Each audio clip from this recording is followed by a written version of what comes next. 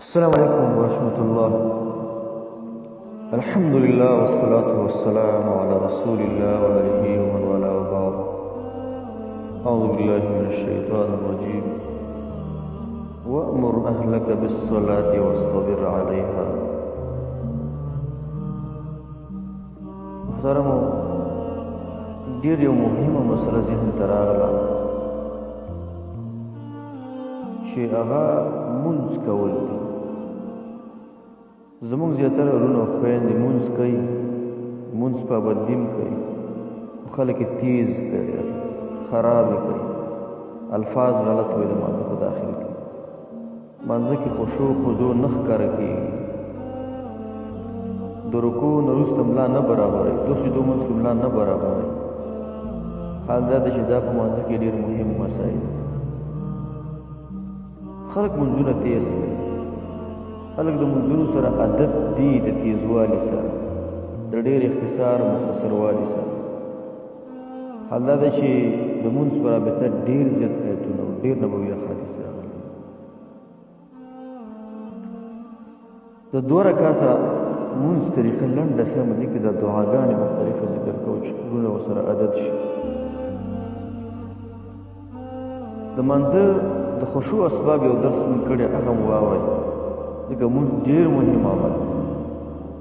دا دنیا کې چې څومره تاسې په مصروف اوسئ، دا به له خیر ونه رسي، خو لمونځ له خیر رسي اخره.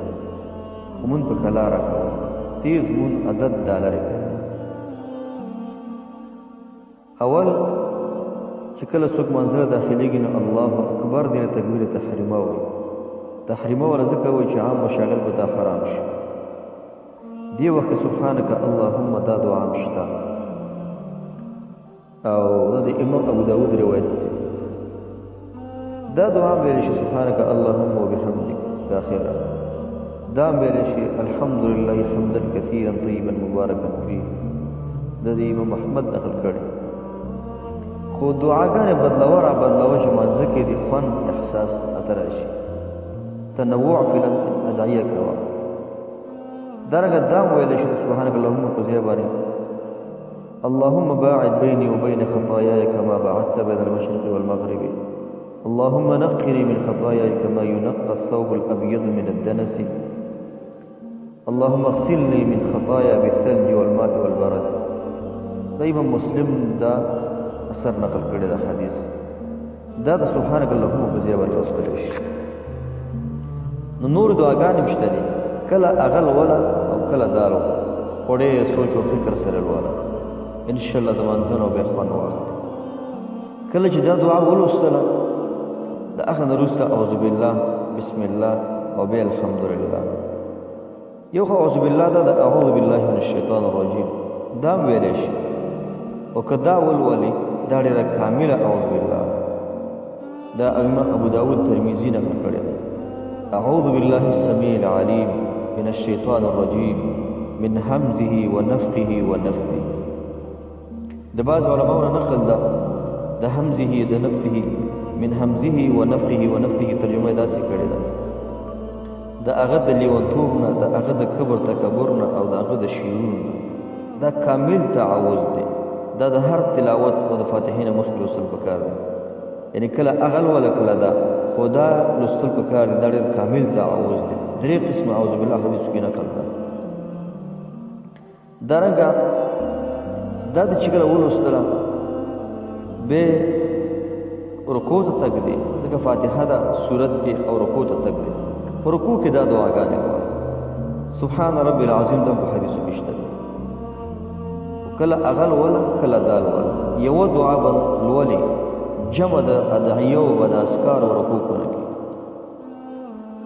سبوح قدوس رب الملائکة والروح، دال ولا. سبحانك اللهم ربنا وبحمدك اللهم اغفر لي، بخاري روایت مسلم، دال ولا. اللهم لك ركعت وبك آمنت ولك أسلمت، خشع لك سمعي وبصري ومخي وعظامي وعصبي، دال ولا. د امام مسلم ترمذي نسائی نقل کړی. دارنګه سبحان ذي الجبروت والملكوت والكبرياء والعظمة، امام ابو داود نسائی نقل کړی، مسند احمد کې.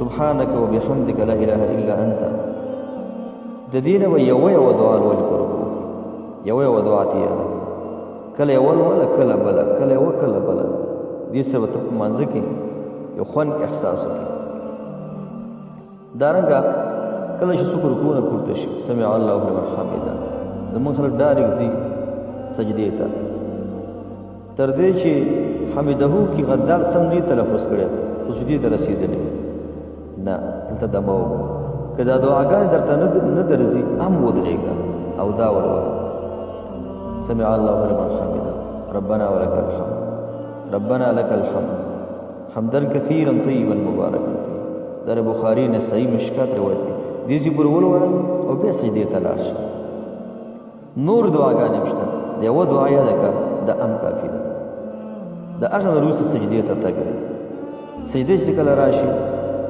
دا دعا چې دا د رکوع نه وروسته دا به فرض مانځه کې هم لولي سنتو کې هم نفلو کې په ټولو کې دا لولي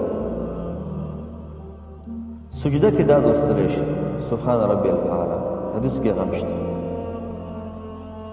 سبحان ربي الاعلى سره کې ویل شي اللهم اغفر لي ذنبي كله دقه وجله واوله واخره وعلانيته وسره دا امام مسلم نقل کړی دا دام ویل شي سجدو کې مختلف اذکار ویل شي بیا هغه اذکار په فرض کې غوړه دي چې کوم نقل دي په فرض کې او کوم چې عام ادعیه هغه کې ویل شي دارنګه دام په سجده کې ویل شي اللهم اني اعوذ برضاك من سخطك وبمعافاتك من عقوبتك واعوذ بك منك لا احصي ثناء عليك انت كما اثنيت على نفسك دا د امام مسلم روایت دی سجدو کې دام ویل شي اللهم لك سجدت وبك امنت ولك اسلمت سجد وجهي للذي خلقه فصوره فاحسن صوره وشق سمعه وبصره وتبارك الله احسن الخالقين دام ویل شي سجده ته چې کله په سجدو کې دومره اذکار ولولې د دې ذکر په ترجمه کې هم سوچ کې بیا به ته د مانځه نه ډېر خوند واخلې دارنګه د دوه سجدو ترمنځ زمونږ عوام وروڼه او خویندې هېڅ ملا نه برابر الله اکبر الله اکبر ډېر خراب نجونه خلک د دوه سجدو ترمنځ دومره خلوصلی شي لږ داسې ودرېږه سجدو ترمنځ او دومره ووایه که فرض مونځ که هر یو مونځ رب اغفر لي رب اغفر لي دا نه صحیح روایت رب اغفر لي رب اغفر لي یا دا دعا ولوله اللهم اغفر لي وارحمني اللهم اغفر لي وارحمني واهدني وعافني وارزقني مشکات کې د حدیث نقل دی دا د چې کله ولوستل د هغه نه وروسته ته بل رکعت ته راځي هماغه د رکوع نه وروسته دعاګانې مخکې ذکر شوې بیا د التحیات الله ته لولي د هغې نه وروسته دعاګانې حدیث کې شته التحیات الله دې ولوستل اللهم صل علی مبارک دې ولوستل درود ابراهیمی دی ولوسو د درود نه وروسته مختلفو دعاګانې وستل شي اللهم ربنا آتنا فی الدنيا حسنه دا ډېره جامع دعا ده دا ویلی شي دې سره بل هم ملګري کولی شي اللهم انی اعوذ بک من عذاب جهنم واعوذ بک من عذاب القبر واعوذ بک من فتنة المسيح الدجال واعوذ بک من فتنة المحیا والممات دا ابن ماجه او ابن ماجه کې هم مشکات کې د حدیث دا دعا نه درجة دام بليشي اللهم إني ظلمت نفسي ظلما كثيرا ولا يغفر الذنوب إلا أنت فاغفر لي مغفرة من عندك وارحمني إنك أنت الغفور الرحيم